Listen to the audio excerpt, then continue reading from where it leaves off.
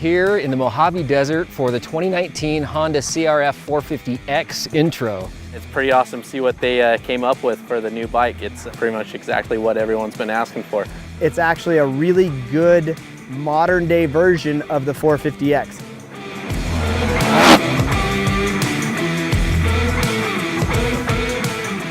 Right off the bat, you're going to notice that the bike is really similar to the rest of the CRF line. Titanium tank, it's got almost the same geometry as the motocross bike.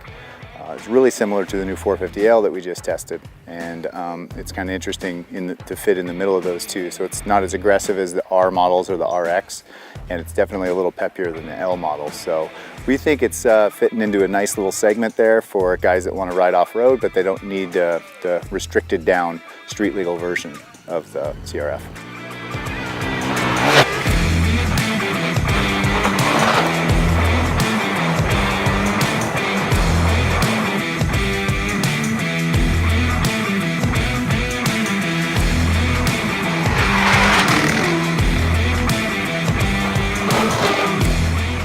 Bike's all new from the ground up. It's got a new chassis, all new engine, 6-speed transmission, and we rode it out here in the desert and very impressed with the bike on our first day of riding it. Some of the really cool features on this new generation 450X is the digital computer that it has.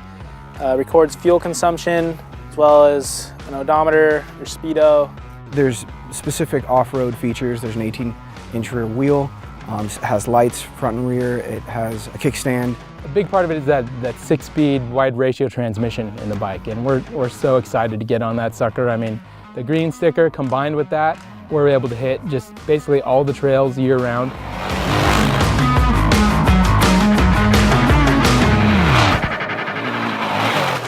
This thing works great right out of the box. It is the trail bike, and it's updated because it's fuel injected. And today we're riding with some of the carbureted old versions of the X. Night and day difference. It's really kind of the covered wagon versus the Corvette. These bikes are amazing. The one thing that I was really surprised on the trail, didn't overheat. I actually tried to get it to overheat. It didn't overheat. Out here where we are, there's a lot of loose rock and sort of sharp rock, and it really soaked that little chop up really good. We rode quite a bit of whoops as well. I never once got swapped out or anything, and the thing really tracked straight and smooth.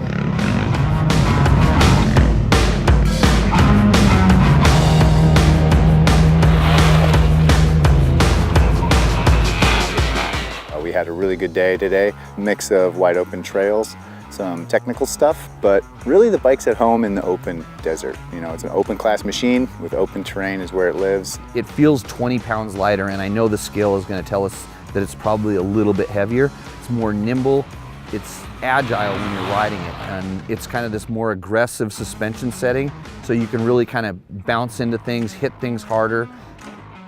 I think Honda's kind of really found themselves in a nice place because there's not a lot of bikes in this market. You have the Yamaha WR, there used to be the Suzuki RMX, but other than that, you're going to have to buy a dual sport bike to kind of get in this segment where it's a compliant, quiet, easy to ride motorcycle.